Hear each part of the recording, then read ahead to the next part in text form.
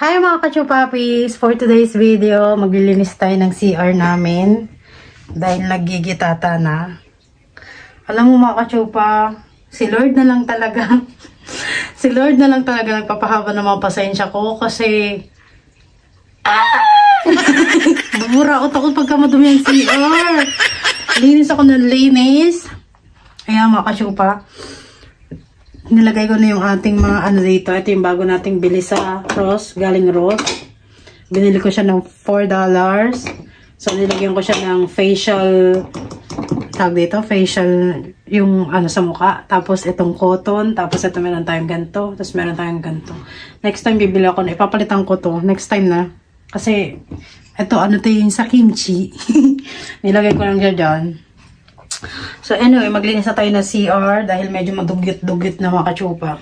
Ito, binabad ko na siya dyan sa ano ang gamit natin is ganito. Ito ang gamit natin mga kachupa, toilet bowl cleaner. Pero nilalagay ko rin siya dito, nilalagay ko rin siya dito. Tingnan mo yung last na gumamit ng banyo. Napakaburara kasi yung mga buhok. Tapos may mga buhok pa dito nagkalat kanina. Tinanggal ko na lang kasi nakakahiyang ipakita sa inyo. Hindi ko alam kung ano buhok ba yun. Buhok ba ni ano yun o buhok ni ano mo? Ayan. Tapos inisprayan ko na siya ng ito yung ano na to. Kasi nangingitim siya. Kasi pagka after ng mga maliligo dito mga kachupa, wala silang pakialam sa mga tinalsikan nilang mga sabon-sabon na naninilaw. Doon nagkakaroon ng mold yung ating bathtub. Kaya sabi ko, wala talaga, mag-iiwan na talaga ako ng sulat dito. Kasi parang feeling ko, ako lang ang ano eh. Ako lagi kawawa, naglilinis ng CR dito. So, ayan. Nilinis ko na rin. Nilagyan ko siya ng bleach. Binleach ko to para hindi ko nalabahan. Kasi itong taas, hindi naman siya madumi. Yung baba lang ang madumi. So, ayan siya mga kachupa. O, kikita nyo yung libag. So, ganito natin siya linisin. Ganyan. Diba, nawawala siya. Ang sakit lang sa mata. Medyo matapang yung nilagay kong bleach. Kaya kailangan naka-face mask tayo. Ayan o, nagkaka-start ng mag-mold yung ating gilid-gilid ng ano o. Kasi wala silang pakialam eh. Una, ito lang. Ngayon, dumadami no. Nagkaka-start na ng mold. Nililinisin ko lang ito mga kachupa. Kasi pag hindi mo nilinisin, sino maglilinis? Diba? So, ayan siya. Papakita ko muna yung before. Ayan, ang before. Ito gamitin natin para matibay yung is-isan.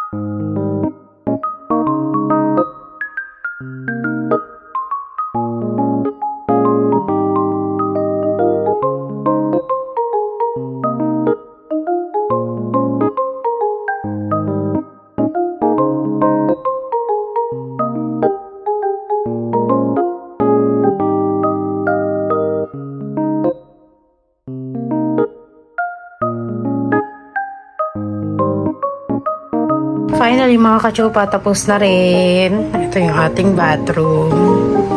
Linis na.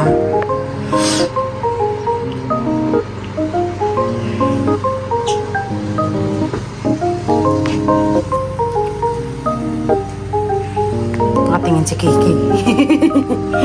Makakapagod mag-alayas ng CR. Buti pa to. Bait-bait na ito. Hindi nag-aano ng CR. No, babe. No. Bait ng bebe ko. Bait ng bebe ko. Come. Come here. So, pamalinis na yung CR. So, tumula itong pinto.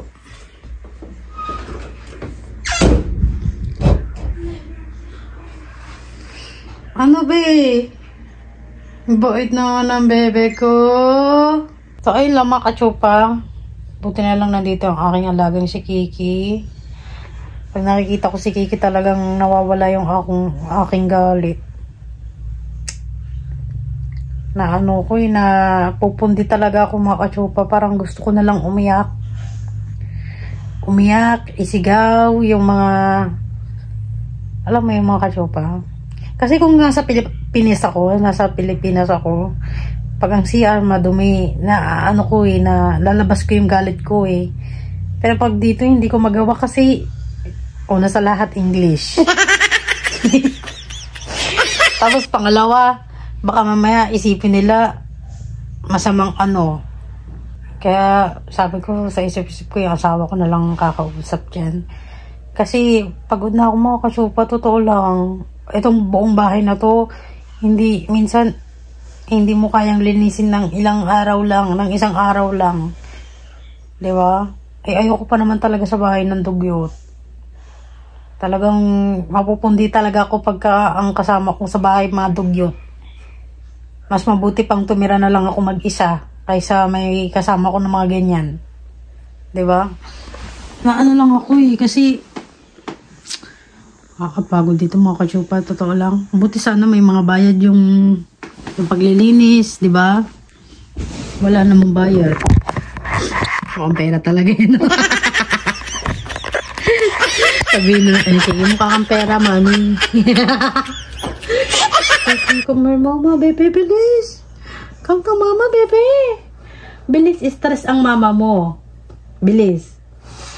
Baka mag-overshare ako dito sa sa vlog natin. Bilis na, dito ka na, bilis. Naiintindihan ko sana mga kachopa kung ang age nila is wala pa sa 10. Naiintindihan ko yun eh. Pero nasa 15 anyos na. Sana marunong na siya maglinis, day. Diba? Tsaka ilang beses na namin pinagsabihan siya na yung mga buhok alisin, kasi pagka nagbara doon sa mahirap linisin yun, gagastos pa ng baka mamaya tumawag pa ng mga tubero dahil nagbara, 'di ba? Ang mahal pa man din ng mga ganyan dito. Kumuti sana okay mura eh. Hindi ang mahal. Lalo na pagka magfi-fix ka ng bathroom, mahal mga kachupa. Talagang ay nako. Kaya nai-stress ako mga kachopa, tapos ganyan lang sila gumamit. Parang pagkatas maligo, okay na, tapos na. Wala man lang yung alisin ba yung mga dumi, yung mga buhok na pinagkalatan nila, yung mga pinagamitan nila, ayusin nila. Hindi para silang para silang may automatic katulong, may butler, parang ganun. May automatic talagang diba? Kaya nabubuisit ako mga kachopa, totoo lang. Dito ko na lang nilalabas lahat ng mga buisit sa na to. Kaya sabi ko, Lord, bigyan mo talaga ako ng mga pasensya. Kasi feeling ko pagka wala akong Panginoon, ayoko naman kausapin. Ang lagi ko kinakausap yung asawa ko mga kachopa. Lalo ng ganyan, pagka ganyan, parang ang galit ko, nabubuhos ko sa asawa ko. Siya yung laging nakakasalo ng galit ko. Kaya minsan nakaawa rin ako sa asawa ko. Hindi ko naman mabuhos yung galit ko dun sa mga bata dahil bata. okay sana, naiintindihan ko sana kung wala pang, immature pa, walang, dahil, ang dami ng, pwede na mag-joke, tapos, ang dami makachupa, ang dami niya nang alam eh. Tapos, parang feeling niya, siya yung matalino sa amin. Alam mo yung makachupa, para siyang up to the highest na hindi mo kayang, alam mo yung mga ganong bata. Kaya sabi ko, ang hirap pakisama ng gantong bata. Kaya dapat dun sila sa nanay nila, para yung nanay nila yung mag-aano sa kanya, di ba? Kasi pag sinaway mo yan, lalo na pagka, hindi ka naman totoong nanay. Pag sinaway mo yan, ako dahil, iba na ang tingin sa'yo niyan. Kaya hindi ko sinasaway yan. Ang inaano ko na lang yung asawa ko. Sinasabihan ko na lang yung asawa ko. Para yung asawa ko na lang lahat ng nakakaalam. Di ba? Ang pangit pa mga kachupa, ang mudra kills niya, sabi niya noon na hindi daw niya ipapaalaga sa akin yung mga anak niya, ganyan. Gulat-gulat ka, ako rin pala. 'Di ba? Kaya sabi ko, doon mo na lang paalaga sa niya, sa nanay nila, para wala namang masabi. Kasi 'di ba sabi naman niya na siyang nag-aalaga ng mga anak niya, ayaw niya paalaga sa akin. Go! 'Di ba? Ba't ngayon parang nandito? Ba't? 'Di ba? Naiinis lang ako mga kachupa. Ayaw niya pahiram yung mga anak niya eh. Pero nandito, inaano niya. Ay, naku. Naano lang ako. Alam mo makachupa, mabait ako sa mabait. Totoo yan. Inaamin ko yan, mabait ako sa mabait. Pero kung gano'n naman pala, gano'n lang ang sa akin, parang sabi ko talaga, Lord, kung wala lang talaga akong Panginoon, matagal na ako sumuko talaga sa buhay na to. Kala nyo maganda yung buhay ko, no? Kala nyo Princess Disney, nakahiga lang, pahiga-higa lang, pakain-kain lang ng mga kung ano-ano. Pero, hindi nyo alam yung mga istorya namin dito sa loob ng bahay. Kaya, lagi kayo manood ng vlog ko para lahat ng chismis ng buhay ko alam nyo. Ayun lang ako. Thank you for always watching. And always God bless. Tinatawa na lang lahat ng mga problema. Noki!